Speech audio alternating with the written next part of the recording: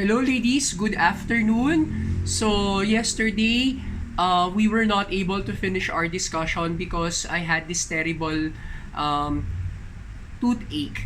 Okay, my molar tooth is to be extracted, but due to my cough, I was deferred for extraction. So I cannot have my tooth extraction these past days only until it gets perfectly healed. Okay? So that is maybe to prevent transmission of COVID-19. That's also a safety precaution. I don't have COVID-19, but of course we have to follow existing health protocols. So I appreciate all your sincere wishes for me to get better yesterday. After drinking mefenamic acid, the drug, the medicine only took effect after 30 minutes to 45 minutes. So it was really past our scheduled class. I was not able to speak well also because of that terrible pain on this side of my face, also because of the tooth. Nonetheless, ladies, I am making this video. I am recording myself in discussing the topic which was supposed to be discussed yesterday. Okay, so our main theme really is to talk about the environmental problems evident in Asia. Now, in last Monday, we were able to talk about different problems, particularly those that are seen mostly in regions in Asia. The problems that are mostly seen in identified regions in Asia. For example, in North Asia, we said that mining is contributive to the problem of pollution. In East Asia, there is the problem of industrialization. Now, that compromises the environment in that part of Asia. In South and Southeast Asia, the problem is the cheapening of labor. And in West Asia, it's technically about the question of sustainability, and very much, we discuss it over and over again, the increasing distance between the rich and the poor. However, let me just emphasize, ladies, that these problems are not compartmentalized. It does not mean that because it happens in North Asia, it does not happen in any other parts of Asia. No.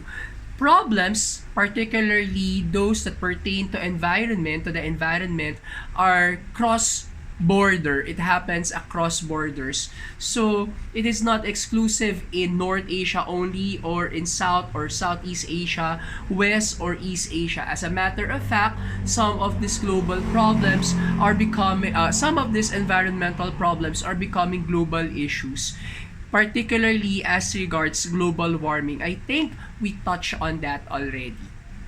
But since our topic is about environmental problems, let us focus our attention on those and try to connect this with social problems. Now, two significant things. Well, there were 6 that were discussed or identified in the PowerPoint presentation uploaded in the file folder. Let me just emphasize 2 things. Foremost, pollution. When we talk about pollution, the first thing that comes to our mind is the indiscriminate disposal of waste product or garbage in land, water, or air. Okay? So in other words, we are just throwing our waste irresponsibly. Okay? For example, we throw it, just leave it in places where it's not meant to be. Usually, it ends up in bodies of water, in steros or in the river, which eventually are carried to the sea. Now, let us look, for example, the efforts made to clean and rehabilitate the Manila Bay. While there were some focus on aesthetic value, meaning, let us look at how dolomite sand was dumped on the coast of the Manila Bay in order to make it look beautiful, in order for it to have a perception of being a world-class white sand beach. It will never resolve the issue of garbage being deposited on its bank, because this garbage are brought there by the indiscriminate throwing of people of their garbage in bodies of water, particularly in esteros and rivers. So, that, if you look at it, this is a domestic form of water pollution. Okay? Now, aside from throwing garbage indiscriminately in bodies of water, we also dispose our garbage by incinerating them. Okay, we burn them. And by burning them, we release to the atmosphere dangerous levels of poisonous gases. Okay? And with land, with the disposal of garbage to land, through the land, it happens through the use of sanitary landfills. Okay? So what are sanitary landfills? These are land that are dug, and this dug up land, of course, is our hole on the surface of the earth.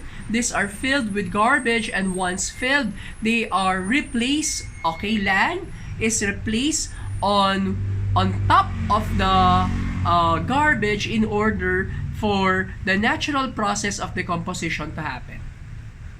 It is not always good, and it's not always good, and while it's called sanitary, it's not always hygienic, because garbage, it generates juices, okay, toxic juices that once it excreted from garbage, it usually mix up with the soil, so making the soil toxic and also poisoning the deposit or the water source in the area. Remember, there are underneath the soil, there is a source of water that is used to supply for domestic consumption, industrial consumption, and also for irrigation. Yun yung mga balon.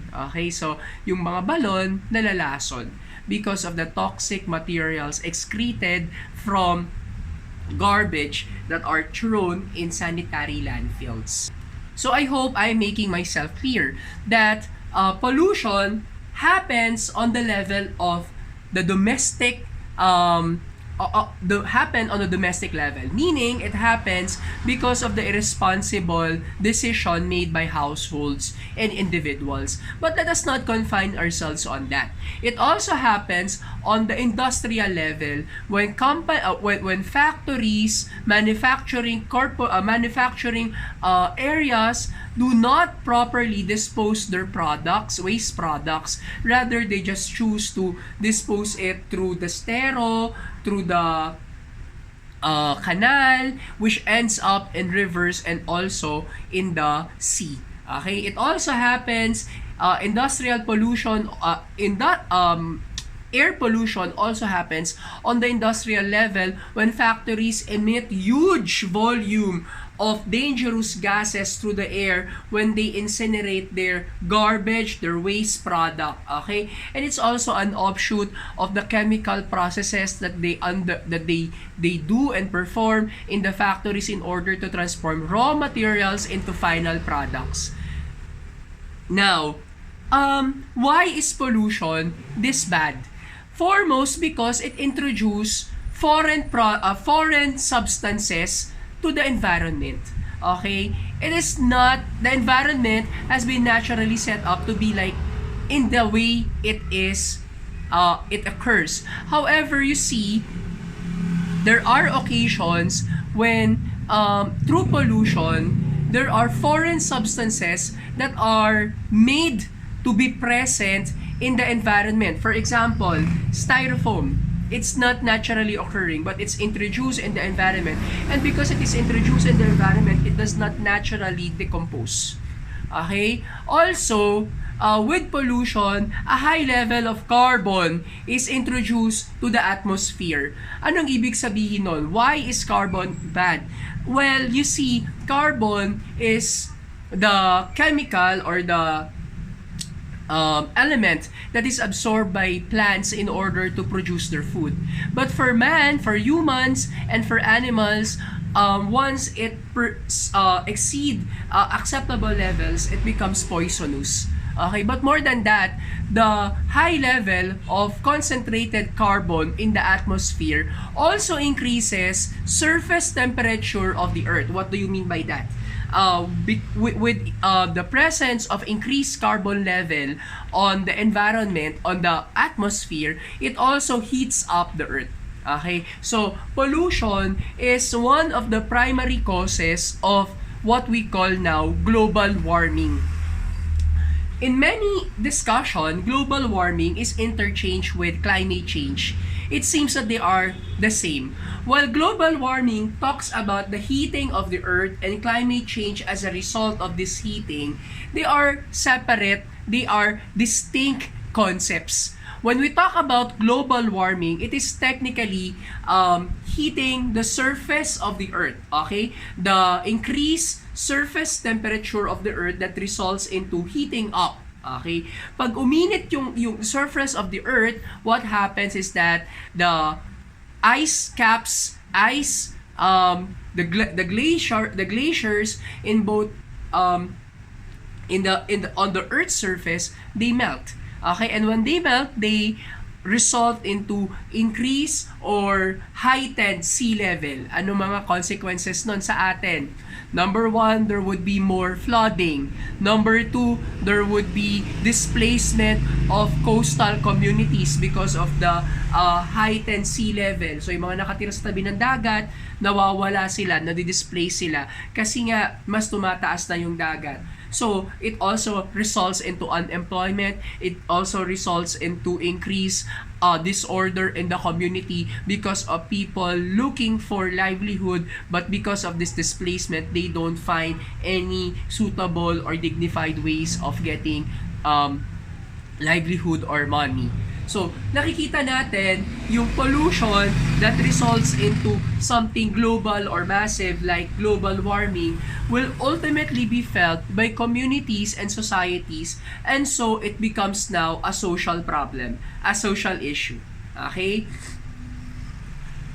What is climate change? Climate change is something more relative to the territory, to the area. When we talk about climate change, it talks about more powerful or stronger, more disturbance in the weather systems. A weather system, for example, it's stronger typhoon, more frequent rain, prolonged drought. So ayan mga yon. And usually, when there is prolonged drought, it does not happen everywhere. Okay? It only happens in a given territory or in a given area. Right now, there is a prolonged drought in parts of Africa, maybe because of lack of rain, which before does not happen. In the Philippines, you had experienced how during the Christmas season before, it was not raining, but now it rains more often than not. It rains and it floods, and it caused the displacement of many people. So, pag sinabi nating pollution, once we understand it as we perceive it as the disposal of garbage or waste product.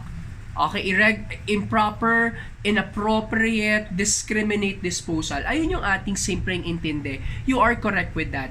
But more than looking at it as that, we should deepen our appreciation of it as becoming more global. Okay? Because it increases the danger posed by changes in weather condition in the climate to communities around the world. So yung pollution, hindi na lang siya nagiging personal, individual concern, but it becomes a communal concern. It becomes a social concern. Ang tanong, bakit nagiging Asian problem siya? Bakit siya nagiging problema dito sa atin, sa Asia? Because, you see, countries in Asia are the worst hit by this climate change. The Philippines is among those countries that are most affected because of the number of disasters and tragedies that we confront due to changes in weather and atmospheric conditions. Hindi lang yan sa Pilipinas, okay? Nangyayari din yan sa Thailand, nangyayari din yan sa Vietnam, sa Myanmar, sa Cambodia, sa India, sa China, sa Japan. So, if for example, these countries are facing these difficulties, instead of them directing their efforts to address the concerns of how to improve the lives of their people, of uplifting them from poverty, nadadivert yung attention, nadadivert yung funding, nadadivert yung resources, nadadivert yung energy to meeting the basic, the more immediate need of confronting calamities and disasters. Okay? So that's pollution. Number 2, we also talk about in the PowerPoint presentation, it's identified there, deforestation. What is deforestation? Deforestation is simply cutting trees. Okay? Mas simple yon. Cutting trees. Deforestation is removing the forest cover of mountains and areas around the world. In 1930, there was around 70%, okay, of the Earth's surface as covered with forests. Noong 1930, 70% pa ang nakokoveran ng forests. Okay? But presently, it has been reduced to merely 30%. Okay? Tandaan natin, forests serve a very important purpose of purifying the earth. Okay, the air of the earth. Okay, the air. Yung mga pinakamalaking forest nandun sa South America. Kaya nga what we call the Amazon River Basin, the Amazon rainforest, we call it the lungs of the earth. Diba? Yan ang importansya ng mga forests. Yan ang importansya ng mga puno. It purifies the air. However, because of our increased need for lumber, because of our increased need for materials to provide for our household and industrial supplies, papel, lumber, wood, yan, we have to cut trees. Okay, we cut trees. And because we cut trees, of course, ano ang nangyayari? Ano ang immediate implications niyan? Number 1, animals are displaced. Okay, animals do not have their natural habitats anymore. Yung mga birds, yung mga animals in the forest, they have to move to some other places in which they are subjected to higher threats. Pag mas mataas ang threat sa kanila, the problem is that it also diminish their level of survivability. So they are more subject. They are subject to greater dangers of extinction. Bakit natin pinag-uusapan ngayon yung displacement of animals and their eventual extinction because of their dispersal from their natural habitats? It's important because you have to recognize the value of ecology. What is ecology? Ecology is a concept in which everything that lives on the earth, animals, plants, and humans, are interconnected. In other words, these animals, no matter how special, how distinct they are, how wild they are, they play a significant role in what we call the ecosystem. Okay? And this ecosystem is important in preserving the integrity of ecological balance. So, pag may nawalang hayop dyan, we are disturbing the ecosystem. We are disturbing ecological integrity. We are disturbing the balance of nature. So, it can be that it will result to more prey thriving rather than the predators. O ano mangyayari doon? There would be now imbalance, or the other way around. There would be more predators rather than prey, which will be competing against each other to get their limited food supply. And what will happen? So, nasisira yung kalidad ng pamumuhay because of this disturbance in what we call ecological balance. It may also lead into disturbance in the food chain. It may also lead us into disturbance in the security, survivability, and existence of other animals, even man, even humans. Baka dahil dyan, nagkakaroon ng ibang mga sakit, ng mga ibang karamdaman because of what? The natural process of balance has been put into disarray. Okay? So, in the end, we ask ourselves, who is at fault here? Sino may kasalanan nito? Okay, pollution, we know, we can trace it to domestic and industrial causes. Correct. Yung deforestation, it can lead us to that appreciation that trees are cut down, forest areas are transformed, converted into other purposes like commercial areas, residential areas, manufacturing areas. Isipin niyo yung mga gubat, ginagawa silang factories, yung mga gubat, ginagawang mga subdivision, pinapangalanan ng camellia homes, yung mga gubat, pinapatag sila, okay, in order for us to get the materials we need for our varied domestic and industrial needs. Industrial, domestic, yung reason. Pero at the bottom line of this, sino ba talaga ang at fault? It is man. Tayo yun. How are we at fault? We are not actually engaged in the process of cutting trees. I actually dispose my garbage properly. We are at fault because there is now a pervading culture of self-ratification, self-emancipation. Simplihan na lang natin, napakalalim ng word. People are becoming more greedy. Okay, we are greedy. We are becoming more greedy. And in what ways are we becoming greedy? On a corporate level, greed is directed towards acquiring more profit. Okay? Putulin yung mga puno para magkaroon ng mas maraming produkto. Pag mas marami ang produktong nilabas, mas mataas ang pwedeng magiging benta. We can create a need for this. Now, the question will be, what happens after? Okay? Yung mga industries then, they can create an artificial need that will make people desire to have products and then later on discard them. Pag hindi ko na kailangan, tapon ko na lang.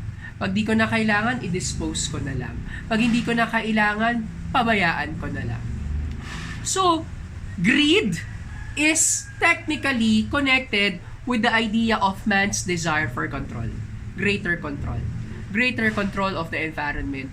And it leads us to an appreciation that this problem is a manifestation of man's desire for power. Gusto ko, may kapangyarihan ako. Ang kapangyarihan ko nasa pera. Ang kapangyarihan ko nasa pagkontrol ng mga tao at pagmando ng mga tao sa ilalim ko. Ang kapangyarihan ko nandoon sa influence, appreciation of people, people reacting to my posts in Facebook, Instagram, or Twitter. Ayan ang kapangyarihan.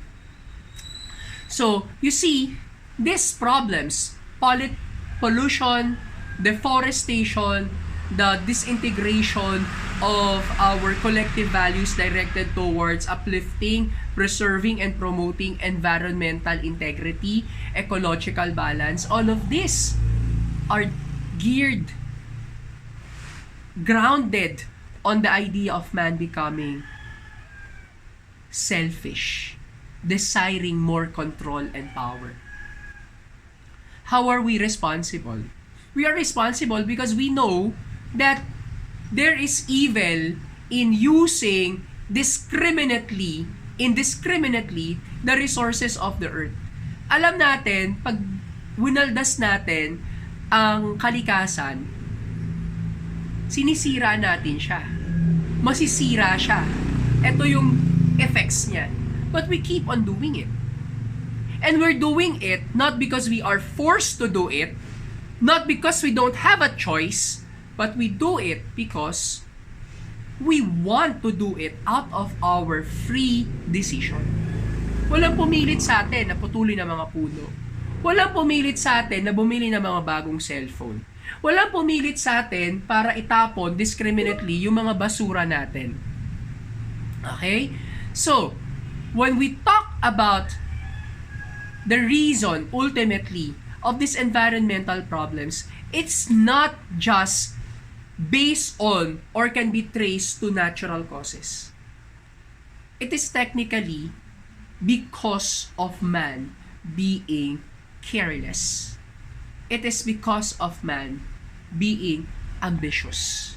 It is because of man being overwhelmed by his instinct for power. Anong magagawa natin? Can we do something about it? Can we address the problem of selfishness? Can we address the problem of sustainability? Of providing sustainable means to using the resources of the earth so that future generations may also have their access to these resources? Definitely yes. We can do something about it. And if we talk about knowledge, let us correct what we know. Paano natin babaguhin yung mga alam natin? Let us have greater consciousness of how the world and how the people, the animals, and the plants in it are interconnected.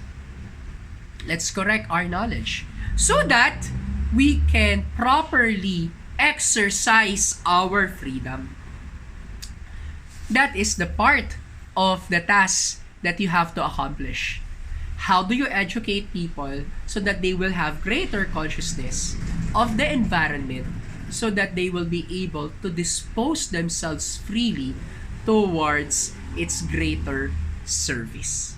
Okay, that's it. Goodbye, ladies. Take note, I will be posting on the chat box later on this afternoon of Thursday, February 4, the guidelines for the individual tasks. Okay, goodbye.